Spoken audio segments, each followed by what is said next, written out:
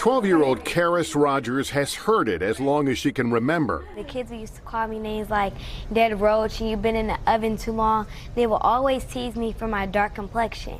Though she tried to put on a brave face, her big sister Taylor saw her hurt. And recalling a phrase they both knew well, she tweeted a photo of Kheris with the hashtag Flexin in her complexion. That's what my grandmother used to always tell me. Flexin in my complexion. What does that phrase mean to you? It doesn't matter what other people think about you. It's really what you think about yourself. Her post struck a chord. Thousands had similar stories to share. We were like, well, we need to do something, just to empower other people, just to find that inner strength and inner confidence as well. The answer was a clothing company. Who decided to put this on a t-shirt? It was kind of both of us.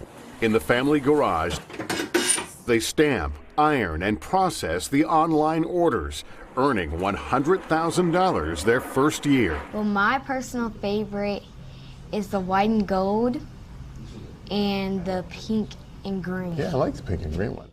Celebrities have embraced their effort too, from LeBron James to Alicia Keys and Lupita Nyong'o. I see this picture online of Lupita Nyong'o wearing your shirt.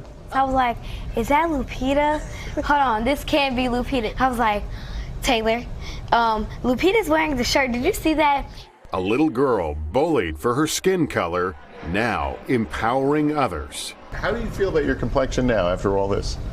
I feel that my complexion is amazing. Yes.